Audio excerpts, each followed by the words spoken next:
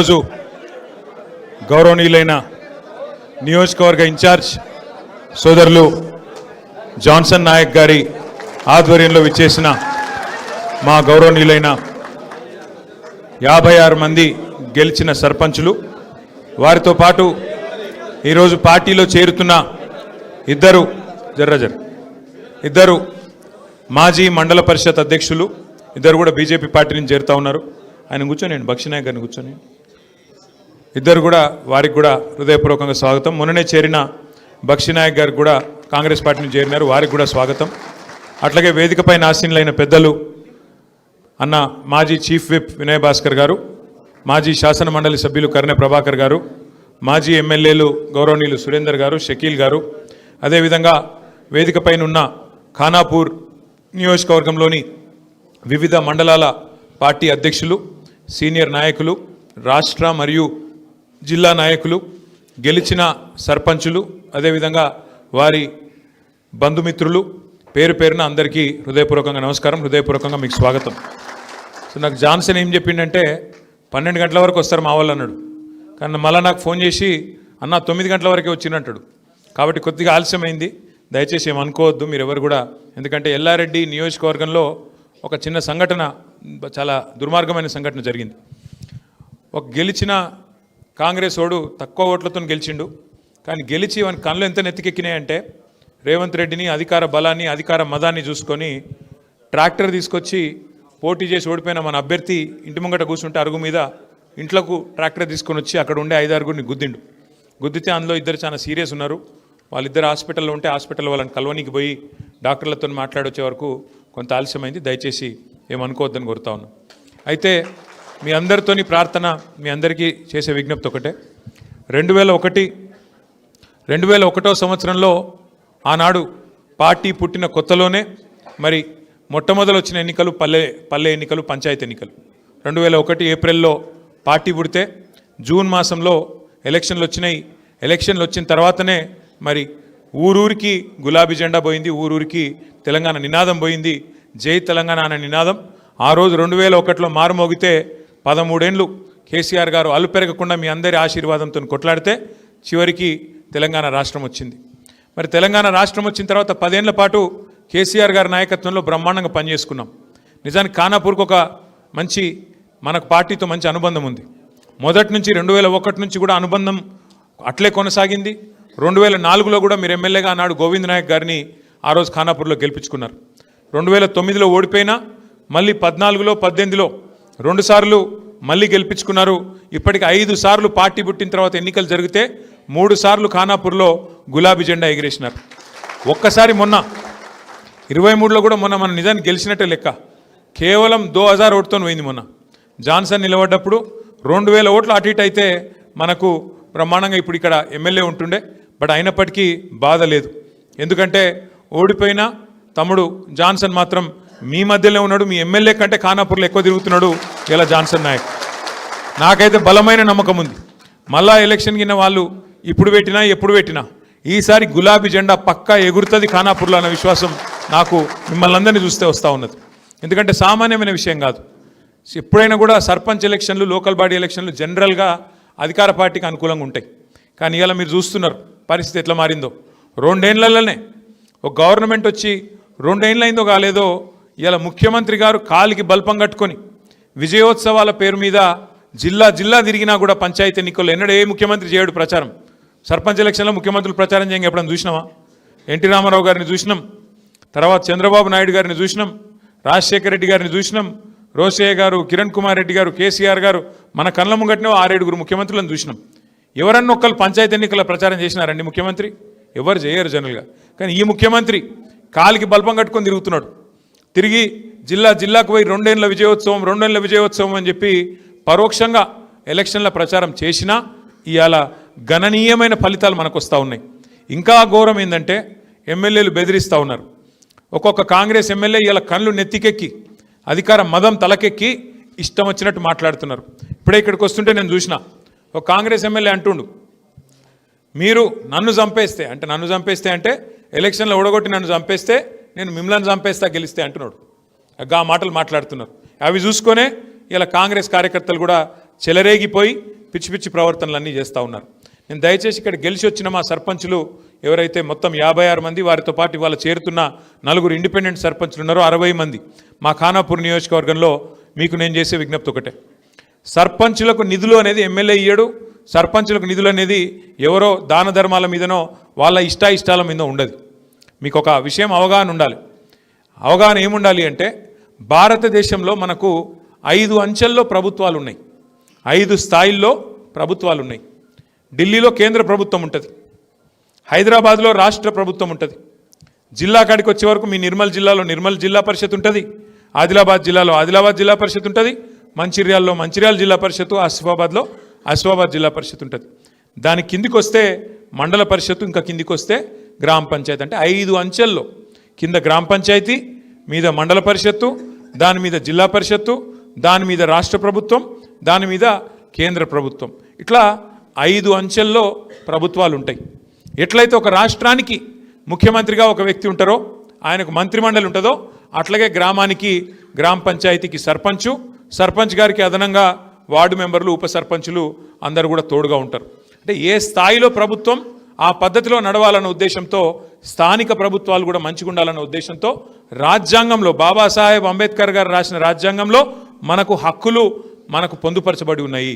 ఇవాళ ఎవడన్నా ఎమ్మెల్యే నేను ఇందిరమ్మ ఇల్లియా, నేను ఫలానదియా అంటే మీరు వాళ్ళకి చెప్పాల్సింది ఒకటే, నువ్వు ఇచ్చేదేమీ నీ సొత్తు కాదు, నీ అయ్య సొత్తు, నీ అత్త సొత్తు కాదు, రాజ్యాంగం బాబాసాహెబ్ రాసిన రాజ్యాంగం ప్రకారం నా గ్రామానికి నిధులు రావాలే, ఎట్లా ఇయ్యవు నువ్వు అని నిలదీసే హక్కు మనకున్నది. ఆ విచక్షణ కూడా మనం తప్పకుండా తెచ్చుకోవాలా, తెచ్చుకొని మన హక్కుల కోసం మనం కొట్లాడాలా. అయితే ఇక్కడ ఎట్లుంటుందంటే, రేవంత్ రెడ్డి కాంగ్రెస్ ప్రభుత్వం మరి హడావుడిగా బీసీలను మోసం చేసి 42% అని మాటలు చెప్పి, దొంగ మాటలు చెప్పి, ఆఖరికి ఉన్న 24ని తగ్గించి 17 చేసి ఎలక్షన్ పెట్టిండు. ఎందుకు అంటే ఒకటే కారణం, ఫైనాన్స్ కమిషన్ నుంచి జాతీయ స్థాయిలో ఫైనాన్స్ కమిషన్ ఒకటి ఉంటుంది. ఫైనాన్స్ కమిషను ప్రతి గ్రామానికి ప్రతి రాష్ట్రానికి నిధులు ఇస్తుంది. అంటే ఎంత గ్రామీణ జనాభా ఉన్నది, ఆ గ్రామీణ జనాభాకు తలా ఇంత అని చెప్పి నిధులు ఇస్తారు. అట్లే పట్టణ జనాభా ఎంత ఉన్నది, ఫైనాన్స్ కమిషన్ లెక్కల ప్రకారం మరి పట్టణంలో ఉండే వాళ్ళకు, కౌన్సిలర్లకు, చైర్మన్లకు, మున్సిపాలిటీలకు అక్కడ నిధులు ఇస్తారు. అయితే ఏ నిష్పత్తిలో ఇస్తారు డబ్బులు అంటే, పైనుంచి ఫైనాన్స్ కమిషన్ నుంచి ఇప్పుడు మన తెలంగాణ రాష్ట్రానికి సకాలంలో ఎన్నికలు పెట్టకపోవడం వల్ల ఒక 3,500 కోట్ల దాకా పైసలు రావాలి. ఆ 3,500 కోట్లల్లో డైరెక్ట్గా 70% సర్పంచ్ గారికే రావాలా, గ్రామ పంచాయతీకే రావాలా. ఒక 20% మండల పరిషత్ ఉంటే మండల పరిషత్కి వస్తాయి. ఒక 10% జిల్లా పరిషత్ ఉంటే జిల్లా పరిషత్కి వస్తాయి. అంటే రూపాయి స్థానిక సంస్థలకు ఢిల్లీ నుంచి విడుదలైతే 70 పైసలు సర్పంచులకు, గ్రామాలకు, 20 పైసలు మండల పరిషత్కు, ఒక 10 పైసలు జిల్లా పరిషత్కు ఇవ్వాల్సి ఉంటుంది. ఇది మీ హక్కు. ఇది వాళ్ళెవరో వీళ్ళెవరో వాళ్ళ ఇష్టానికి అనుగుణంగా చేసేందుకు వీలు లేదు. అట్లాగే ఇంకొక విషయం కూడా మీరు తెలుసుకోవాలి. చాలామంది మిత్రులు అంటారు, నేను దాదాపు 1 సంవత్సరంన్నర 2 సంవత్సరాల పాటు నేను పంచాయతీరాజ్ మంత్రిగా కూడా పనిచేసిన. ఎట్లుంటుందంటే ఊళ్ళలో కొట్లాటలు, అన్నా నేను సర్పంచ్ గెలిచిన, మరి సర్పంచ్ ఏమో ఒకటే ఊళ్ళో గెలిచిండు, మరి నేను ఎంపీటీసీ గెలిచిన, ఎంపీటీసీ ఏమో 3 ఊళ్ళ మధ్యలో గెలిచిన, నేను 3 ఊళ్ళు ఓట్లు వేస్తే గెలిచిన నేను, మరి నాకు పెద్ద కుర్చీ ఉండాలి, నాకు పెద్ద పదవి ఉండాలి, నాకు సర్పంచ్కి ఏం పోటీ అని చెప్పి ఎంపీటీసీలు అడుగుతూ ఉంటారు. మీరు ఎంపీటీసీ పాత్ర, జెడ్పీటీసీ పాత్ర కూడా మనం అర్థం చేసుకుంటే పంచాయతీ ఉండదు సర్పంచ్ గారితో, ఉప సర్పంచ్ గారితో. ఇప్పుడు మీరు అదే ఇన్ని ఉంటారు, అది మన అడ్వర్టైజ్మెంట్ చూసే ఉంటారు మీరు. భగవంతునికి భక్తునికి అనుసంధానం ఏమిటిది? అంబికా దర్బార్ బత్త. అగో ఎంపీటీసీ పాత్ర కూడా గదే. ఎంపీటీసీ అంటే ఆయన ఏం చేయాలంటే, ఇప్పుడు నేను చెప్పినట్టు 70 పైసలు గ్రామానికి వస్తాయి ఫైనాన్స్ కమిషన్ పైసలు, 20 పైసలు మండలానికి వస్తాయి, 10 పైసలు మరి రూపాయల జిల్లా పరిషత్కి వస్తాయి 10%. మరి ఎవరు ఎక్కడ ఏం ఖర్చు పెట్టాలి? ఇప్పుడు జిల్లా పరిషత్ ఖర్చు పెట్టాలన్నా ఊళ్ళలోనే ఖర్చు పెట్టాలి, మండల పరిషత్ ఖర్చు పెట్టాలన్నా ఊళ్ళలోనే ఖర్చు పెట్టాలి, గ్రామ పంచాయతీ ఖర్చు పెట్టాలన్నా ఊళ్ళోనే ఖర్చు పెట్టాలి. కాకపోతే మరి పైసలు ఒకరితోనొకరు సమన్వయం చేసుకొని ఎట్లా పెట్టాలి, ప్రజలకు అవసరమయ్యే పనులు ఏమిటి, వాటిని ఎట్లా చేసుకోవాలి, రోడే అన్నా, మోరే అన్నా, సీసీ ప్లాట్ఫామ్ పోయి అన్నా, ఇంకోటి చేయన్నా, ఇది నిర్ణయించుకునేందుకు గ్రామ పంచాయతీకి మండలానికి మధ్యన అనుసంధానకర్త, భగవంతునికి భక్తునికి అనుసంధానం లెక్క గ్రామ పంచాయతీకి సర్పంచ్కు, మండలానికి అనుసంధానకర్త ఎవరు? ఎంపీటీసీ గారు. అట్లాగే మండల పరిషత్కు జిల్లా పరిషత్కు అనుసంధానం ఎవరు? జెడ్పీటీసీ గారు. అందుకే పంచాయతీ వద్దు. ఎంపీటీసీ పని ఏంది?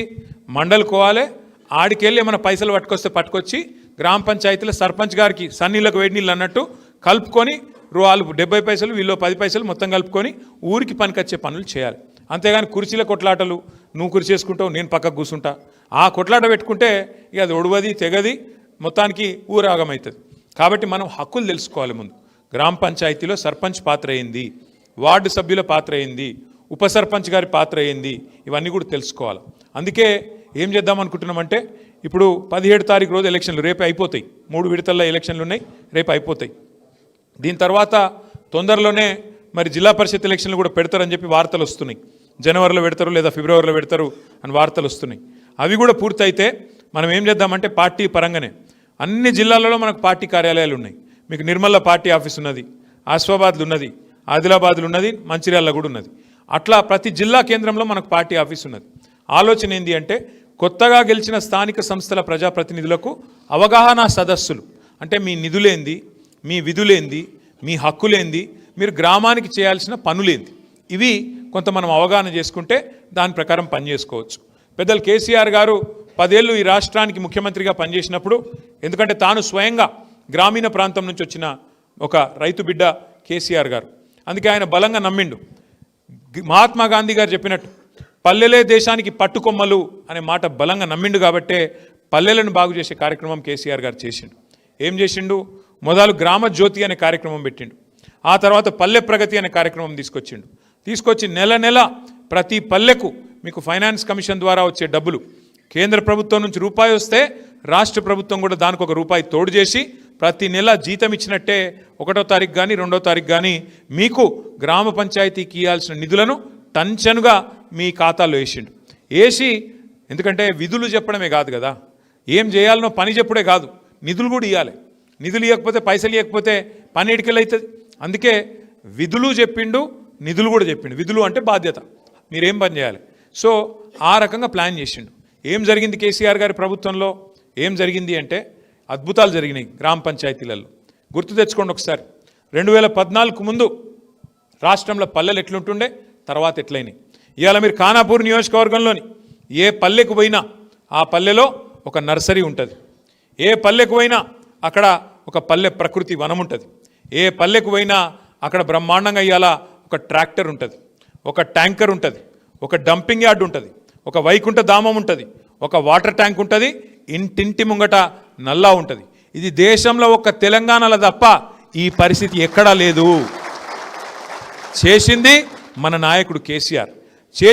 నాయకుడు కేసీఆర్ అని మనకి మనం కితాబిచ్చుకుంటలేం.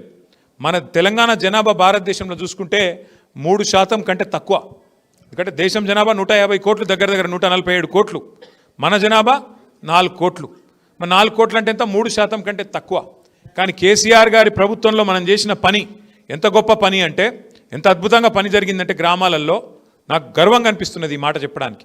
3% కంటే తక్కువ జనాభా ఉన్న తెలంగాణ ట్రాక్టర్లు, ట్యాంకర్లు, నర్సరీలు, పల్లెల్లో హరితహారం చెట్లు, డంపింగ్ యార్డ్లు, వైకుంఠ ధామాలు, పల్లె ప్రకృతి వనాలు, అట్లాగే పారిశుద్ధ్యం, ఇవన్నీ చేసుట్లా 3% కంటే తక్కువ జనాభా ఉన్న తెలంగాణ జాతీయ పంచాయతీరాజ్ అవార్డులు ప్రకటిస్తే 30% అవార్డులు గెలుచుకొని ఒక రికార్డు సృష్టించిందనే మాట నేను మీకు విజ్ఞప్తి చేస్తా ఉన్నా. కేంద్ర ప్రభుత్వం ఒక పథకం తీసుకొచ్చింది, సంసద్ ఆదర్శ గ్రామీణ యోజన అని. అంటే సాగి అంటారు దాన్ని, సంసద్ ఆదర్శ గ్రామీణ యోజన. ప్రతి పార్లమెంటులో, దేశంలో 543 పార్లమెంట్ స్థానాలు ఉంటే ప్రతి పార్లమెంటులో ఒక ఆదర్శ గ్రామం చేయాలి అని చెప్పి వాళ్ళు ప్రయత్నం చేసిండ్రు. మనమేమో ఇక్కడ అద్భుతంగా పల్లె ప్రగతితో ముందుకు దూసుకొని పోతున్నాం. వాళ్ళు మొత్తం దేశంలో బెస్ట్ గ్రామ పంచాయతీలు 20 ఎక్కడున్నాయని లిస్టు పెట్టిండ్రు. 20 గ్రామ పంచాయతీల లిస్టు పెడితే 20కి 20 తెలంగాణ గ్రామాలే వచ్చినాయి. గది కేసీఆర్ చేసిన పని తెలంగాణలో. కానీ 2 ఏళ్ల నుంచి ఏమవుతుంది తెలంగాణలో? మన ప్రభుత్వం పోయినాక అడిగినోడు లేడు, పట్టించుకున్నోడు లేడు. గ్రామాలు మళ్ళీ ఇవాళ అనాథలైనవి, పల్లెలు ఇవాళ దిక్కులేని పరిస్థితి వచ్చింది. ట్రాక్టర్ల కనీసం డీజిల్ పోయించేటోడు లేడు. కనీసం ఆ ట్రాక్టర్ ఏడ తిరగాలి, ఎటు పోవాలి, పారిశుద్ధ్యం ఏంది, ఏం వ్యవహారం చేయాలి, పట్టించుకున్నవాడు లేడు. ఎందుకంటే ఆ పరిస్థితి కాంగ్రెస్ ప్రభుత్వం మళ్ళీ తీసుకొచ్చింది. 2014 ముందు మార్పు ఆనాటి రోజులు తెస్తామన్నారు, నిజంగానే తెచ్చిర్రు ఆనాటి రోజులు.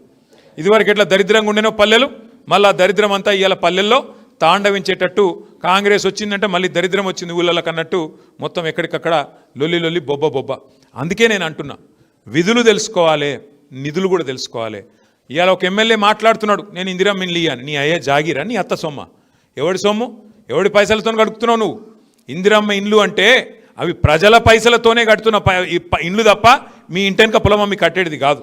కాబట్టి బరాబర్ ఊళ్ళో పేదోళ్ళు ఎవరు, ఊళ్ళో తీర్మానం చేయాల్సింది మీరు సర్పంచులు. పేదవాళ్ళు ఎవరు, ఇల్లు లేని వాళ్ళు ఎవరు లిస్టు తయారు చేయాల్సింది మీరు. ఇందిరమ్మ కమిటీ మీద కూడా అవసరమైతే ఆజమాయిషీ చేసేది మీరు. కాబట్టి సర్పంచులు మీ హక్కులు తెలుసుకుంటే ఎవడన్నా ఎగురితే ఎమ్మెల్యేనో ఎంపీయో వాళ్ళ తాట తీసి లైన్లో పెట్టి నిజంగా న్యాయంగా పేదవాళ్ళు ఎవరైతే ఉన్నారో వాళ్ళకి ఇప్పించాల్సిన బాధ్యత మీరు తీసుకోవాలని చెప్పి నేను కోరుతా ఉన్నాను. అట్లాగే ఇంకొక 2 ఏళ్ళే కాంగ్రెస్ ప్రభుత్వం ఉండేది, ఇంకో 2-2.5 ఏళ్ళు అటెనక మళ్ళీ వచ్చేది మన ప్రభుత్వమే. మీకు తెలుసు, నాకు తెలుసు, రేవంత్ రెడ్డికి కూడా తెలుసు. ఎందుకంటే ప్రజలు ఎదురు చూస్తూ ఉన్నారు. ఇది ఎందుకు చెప్తున్నా మీకు ముఖ్యంగా అంటే, మీరు ఇప్పుడు గెలిచింది 5 ఏళ్ళ కోసం గెలిచినారు. ఇప్పుడు ఈ కాంగ్రెస్లో ఉండేది 2-2.5 ఏళ్ళే. అటెనక లాస్ట్ 2.5 ఏళ్ళు మళ్ళీ కేసీఆర్ గారి ప్రభుత్వంలో మీరు ఉంటారు. కాబట్టి నేను ఏం చెప్తున్నా అంటే, మీరు అందరూ ఊళ్ళలో మాట ఇచ్చి ఉంటారు, నేను ఇది చేస్తా అది చేస్తా అని. ఇప్పుడు కాంగ్రెస్ వాడు ఏమంటాడు, మరి ఇది చేయాలి అది చేయాలంటే నువ్వు నాతో రావాలి అంటాడు. నేనేమంటున్నా, ఇవాళ కాంగ్రెస్ ఎమ్మెల్యేలే దిక్కులేక వాళ్ళే ఉత్తరాలు రాసుకుంటున్నారు. మాకు పైసలు ఇస్తలేడు ముఖ్యమంత్రి అని చెప్పి ఒక ఆయన వరల్డ్ బ్యాంకు దరఖాస్తు పెట్టుకున్నాడు. ఇంకొక ఆయనేమో నాకు పైసలు ఇవ్వయా మహానుభావ అని చెప్పి బహిరంగ వేదికల మీద దండం పెడుతున్నాడు. కాబట్టి ఎమ్మెల్యేలకే దిక్కు లేదు, వాళ్ళు ఊర్లకేం పైసలు ఇస్తారు, వాళ్ళతో కలిసిపోతే ఏమొస్తుంది?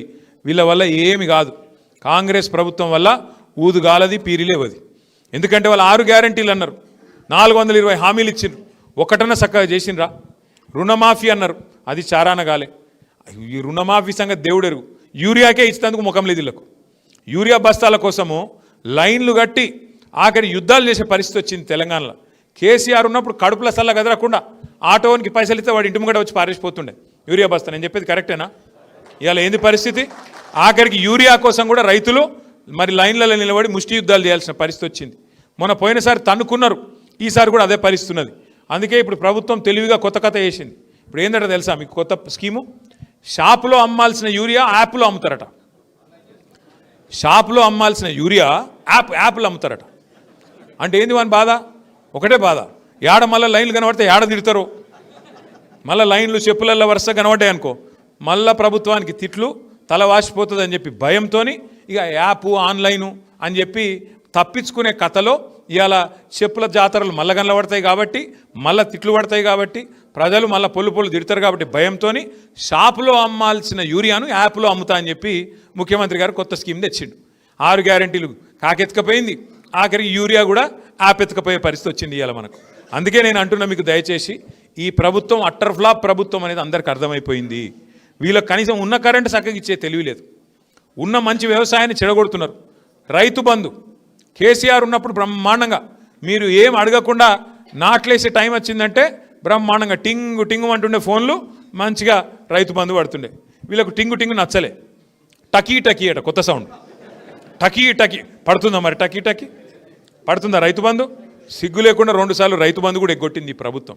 పెద్ద పెద్ద మాటలు మాట్లాడిరు అపోజిషన్లు ఉన్నప్పుడు. 2 పంటలకు ఇస్తారవా, 3 పంటలకు ఇవ్వాలని మాట్లాడిండు. ఇవాళ ఆ 2 పంటలకు ఇచ్చే ముఖం కూడా లేదు వీళ్ళకు. బాధ ఎక్కడ అనిపిస్తుంది అంటే, కేసీఆర్ 10,000 ఇస్తుండు, మేము 15,000 ఇస్తాం. కేసీఆర్ 2,000 ఇస్తే మేము 4,000 ఇస్తాం. కేసీఆర్ గారు 1,00,000 రూపాయలు ఇస్తుండు, లగ్గం చేసుకుంటే నేను తులం బంగారం ఇస్తా, అన్ని 100 రోజుల్లో చేస్తా. ఆ రోజేమో అందరికీ అన్నీ అన్నాడు, ఇవాళ కొందరికి కొన్ని, అది కూడా కొసిరి 2 ఏళ్ళు అయిన తర్వాత ఏది ఇస్తుండో ఏది ఇస్తలేడో వాళ్ళకి ఎరకలేదు. సాధారణంగా కాకపోతే ప్రజలు మంచోళ్ళు, వాళ్ళు ఏమనుకుంటారంటే ఇంకో 3 ఏళ్ళు గవర్నమెంట్ ఉంది కదా బిడ్డ, కాబట్టి వాళ్ళకైతే మన పని అవుతుందేమో అనుకుంటారు. కానీ మన తెలంగాణలో మాత్రం ఇవాళ తిరుగుబాటు తత్వం కనబడుతున్నది. మొదటి విడతలో మనకు దగ్గర 40-45% సీట్లు ఇచ్చారు. 2వ విడతకి ఇంకా పెరిగింది కొద్దిగా. ఇక 3వ విడత వచ్చే వరకు ఆయన కాంగ్రెస్ వాళ్ళు భయపడి రేపు జిల్లా పరిషత్ పెడతారో పెట్టారో నాకైతే అనుమానమే కొడుతుంది. ఎందుకంటే గుర్తు లేకుండా జరిగే ఎన్నికలని గీపరిస్తున్నది. ఇక మరి కారు గుర్తు వచ్చిందనుకో, గులాబీ జెండా వచ్చిందనుకో, ఎట్లుంటుంది మరి? ఇక బుగులు పట్టుకుంది కాంగ్రెస్ వాళ్ళకు. అందుకే మరి పెడతారా పెట్టారా చూడాలి. కానీ నేను ఖానాపూర్ మా అన్నదమ్ములను అక్క చెల్లెలను కోరుతున్నా, జనరల్గా ఏంటంటే సర్పంచ్ ఎలక్షన్ అన్న వరకు ఊళ్ళే మనోళ్ళే 2-3 కొట్లాడతారు. ఇనరు, ఎంత చెప్పినా ఇనరు, జిద్దుకోతారు. 2, 3, 4 నేను గెలుతా అంటే నేను గెలుతా. ఈ ఆఖరికి ఏమంటారు, అన్నా నేను గెలిచి వస్తా అంటారు, గెలిచి రాకపోతే ముఖం చూపెట్టా అంటారు. ఇక ఇటువంటి డైలాగులన్నీ ఉంటాయి. కానీ నేను నా ప్రార్థన మీతోని, ఎలక్షన్ నడిచిపోయింది, ఎలక్షన్ నడిచిపోయినాక కలిసిపోవాలి. మళ్ళీ నిన్నటిదాకా తనుకున్నా గుద్దుకున్నా తెల్లారి నుంచి, ఎందుకంటే వచ్చే యుద్ధానికి సిద్ధం కావాలి. జిల్లా పరిషత్కు మండల పరిషత్కు సిద్ధం కావాలి. ఇప్పటి నుంచే నేను జాన్సన్ గారిని కోరుతున్నా, మండలాల వారీగా సమావేశాలు పెట్టుకోండి. మండలాల వారీగా ఇప్పటి నుంచే అవసరమైతే సమన్వయ కమిటీలు వేసుకోండి. మంచి అభ్యర్థులను మీరే దేవులాడుకోండి. జనరల్గా ఉంటాయి, ఎట్లా పంచాయతీలు ఉంటాయి, అరే నాకు కావాలంటే నాకు కావాలని. కానీ మర్చిపోకండి, 2-2.5 ఏళ్ళలో మన గవర్నమెంట్ వస్తుంది. వచ్చినాక కొంతమంది నామినేటెడ్ పొజిషన్లు తీసుకోండి. మార్కెట్ కమిటీలు ఉంటాయి, డైరెక్టర్లు ఉంటాయి, ఇతరత్ర జిల్లా స్థాయి నామినేషన్ పదవులు ఉంటాయి.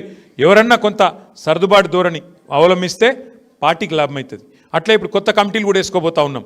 మనం ఇప్పుడు తొందరలోనే మనం ఈ స్థానిక సంస్థల ఎన్నికలు ఇల్లులంతా అయిపోయాక మెంబర్షిప్, కొత్త జిల్లా కమిటీలు, కొత్త మండల కమిటీలు, రాష్ట్ర కమిటీ మొత్తం వేసుకోబోతా ఉన్నాం. కాబట్టి కొంతమంది పార్టీ కమిటీల దిక్కురండి, పార్టీకి పనిచేయండి. కొంతమంది ప్రజాక్షేత్రంలో కొట్లాడండి. కొంతమంది నామినేటెడ్ పదవులు తీసుకుంటాం, మాకు టైం ఉందనుకుంటోళ్ళు నామినేటెడ్ పదవి తీసుకోండి. ఆ రకంగా అందరం కలిసికట్టుగా పార్టీని కాపాడుకుంటూ ముందుకు పోదాం. కానీ ఒకటి మాత్రం నేను పక్కగా చెప్తున్నా, మీరెవ్వరు కూడా బాధపడవలసిన అవసరం లేదు. కొంత అవుతుంటాయి సంఘటనలు. ఇప్పుడు ఎల్లారెడ్డిలో ఒక సంఘటన జరిగింది, సూర్యాపేటలో ఒక సంఘటన జరిగింది, అట్లాగే ఖానాపూర్లో కూడా మొన్న ఒక సంఘటన జరిగింది. అక్కడ సోమారిపేట ఎర్రచింతల్ గ్రామ సర్పంచ్ బండారి పుష్ప గారి భర్త రవీందర్ గారు ఆయన ఆత్మహత్య చేసుకున్నాడు. అంటే ఇట్లాంటి నిజానికి మా అందరికీ చాలా బాధ కలిగించే పరిస్థితి. ఆత్మహత్య చేసుకొని చచ్చిపోతే నేను ఫోన్ చేసిన అదే రోజు జాన్సన్కు, రమ్మంటావా తమ్మి ఏంటంటే ఇక ఎలక్షన్ నడుస్తుందన్న, ఈ లొల్లిలో ఎవరి లొల్లిలో వాళ్ళు ఉన్నారు, ఇప్పుడు వద్దు కొన్ని రోజులైనాక పోదాం మనం అని చెప్పిండు. నా రిక్వెస్ట్ మీతో దయచేసి ఎవరు తొందరపాటు నిర్ణయాలు తీసుకొని ఈ ఆత్మహత్యలు కొట్లాటలు ఇవి మంచిది కాదు. ఎలక్షన్ తిరిగి కొట్లాడదాం. అవతలోడు మన మీద దాడి చేస్తే మన మీదకి వస్తే అందరం కలిసికట్టుగా ఎదుర్కొందాం, వాళ్ళ దౌర్జన్యాలను తిప్పికొడదాం. అంతేగాని ఈ రకంగా బేజారు కావద్దని నా రిక్వెస్ట్. ఇంకొక రిక్వెస్ట్ కూడా మీ అందరితో నా ప్రార్థన, అద్భుతంగా 2 ఏళ్ల నుంచి మంచి పోరాట పటిమ ప్రదర్శించి ఇవాళ నిజానికి చాలా గొప్ప ఫలితం మీరు సాధించినారు. ఖానాపూర్లోనే కాదు మొత్తం రాష్ట్ర వ్యాప్తంగా కూడా ఇలా ఎక్కడ చూసినా కాంగ్రెస్ పార్టీ బిత్తరపోయే ఫలితాలు వస్తున్నాయి. వాళ్ళు పరిశాన్ అవుతున్నారు, అరే గిట్లా గులాబీ సేనలో గింత పోరాట పటిమ ఉందా, కేసీఆర్ దళంలో గింత కత్తున్నదా, అయిపోయింది అనుకున్న పార్టీ మళ్ళొక్కసారి లేచి రుకులాడుతుంది కదా, గులాబీ జెండా గల్లీ గల్లీలు ఎగురుతుంది కదా అని కాంగ్రెస్ వాళ్ళు బీరిపోయే పరిస్థితి వచ్చింది. రేపు జెడ్పీటీసీ ఎంపీటీసీ ఎన్నికల్లో వాళ్ళ ఈపు ఇమానం మోగే విధంగా బ్రహ్మాండమైన తీర్పిచ్చే విధంగా ఐకమత్యంగా కొట్లాడదాం. టికెట్ ఒకరికే వస్తుంది, కానీ ఎవరు నారాజు కావద్దు, నొచ్చుకోవద్దు, జర కలిసిమెలిసి పనిచేయాలని చెప్పి మిమ్మల్ని కోరుతూ ఇప్పుడు ఏం చేద్దామంటే దయచేసి అందరూ ఒక్కసారి వస్తే ఎవరికి ఫోటోలు రావు, ఎవరికి ఏం రావు. ముందు గెలిచిన సర్పంచులు, గౌరవ సర్పంచులు, ఒకవేళ లేడీస్ ఉంటే వాళ్ళ భార్యలు, అదే వాళ్ళ మన భర్తలు, లేడీస్ ఉంటే సర్పంచ్గా వారు ఇద్దరు రండి. మిగతా ఒకరి తర్వాత ఒకరు మండల్ బై మండల్ పిలుస్తాం. వాటిని దయచేసి దయచేసి వారిని సెపరేట్గా వారిని కలుద్దాము. మీరు మిగతా వాళ్ళు దయచేసి ఆగాల. ఓన్లీ ఫస్ట్ సర్పంచ్ల తర్వాత వారికి సన్మానం చేసుకున్న తర్వాత మిగతా వాళ్ళందరం కూడా ఫోటోలు దిగుదాం. ఎవరు తొందరపడద్దని చెప్పి కోరుతూ జై తెలంగాణ. కేటీఆర్ గారు మీతో అందరితో ఫోటో